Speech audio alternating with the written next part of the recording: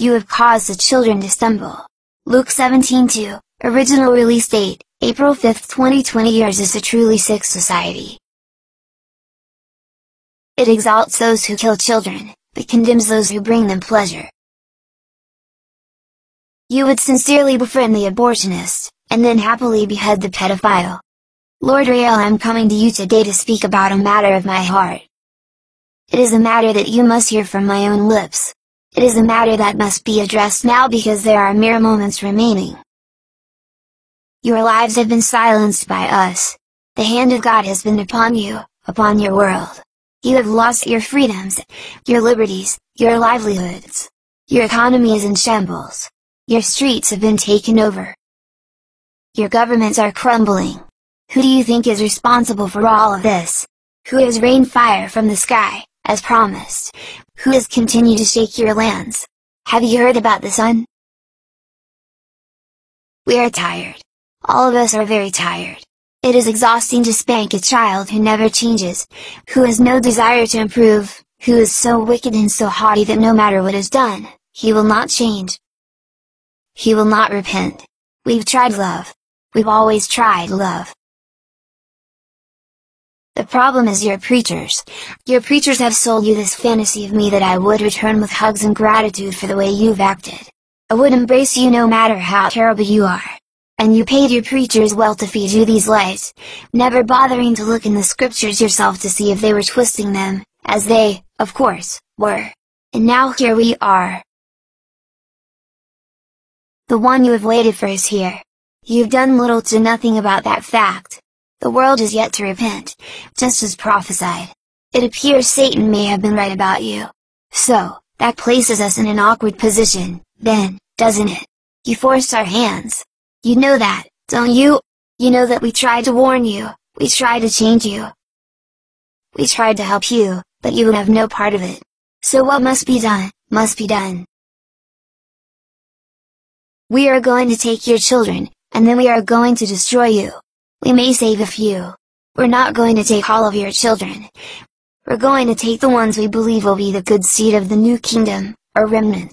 We will raise them to be what we could not make of you. Take comfort. I told you how terrible it would be for anyone to cause my little ones to stumble. And yet you've done just that. Luke 17:2, it were better for him if the millstone of a donkey were hung on his neck and he were cast into the sea than that he would subvert one of these little ones. You've always wondered why the elite has a special love for children that you find repugnant. Why clergymen around the world, and women, do things with your children that you believe are reprehensive.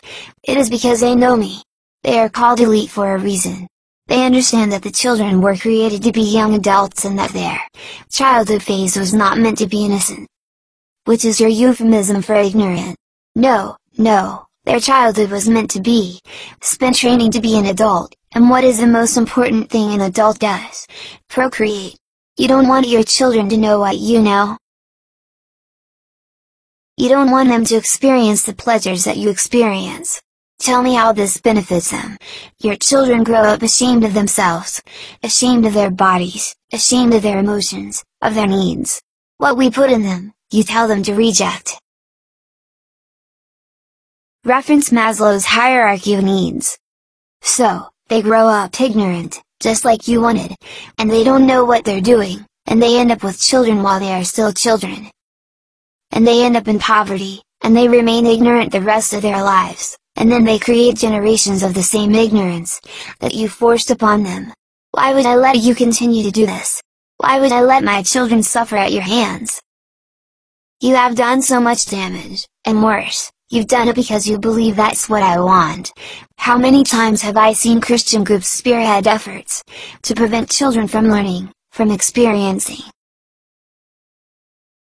You are the worst. But that's because you listen to people who have ulterior motives, feminists who don't want men in the lives of children, women who are afraid that younger girls will take the men away, all selfish reasons, all jealousies, all self-serving. It has nothing to do with protecting children. It has everything to do with protecting self-interests, and if you are too naive to see that, then you don't deserve the right to raise another generation. So assuming some of you survive what is coming, don't expect to retain the ability to reproduce. No, you've You've already shown what you will do, what you have done.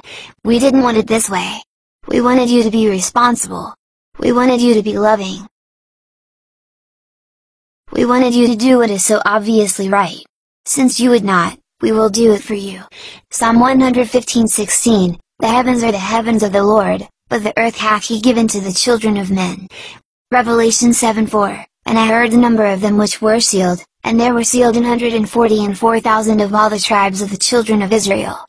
Matthew 19:14, But Yeshua said to them, Let the children come to me and do not forbid them, for the kingdom of heaven belongs to such as these.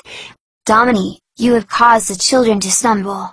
Luke 17:2, 2020. In that,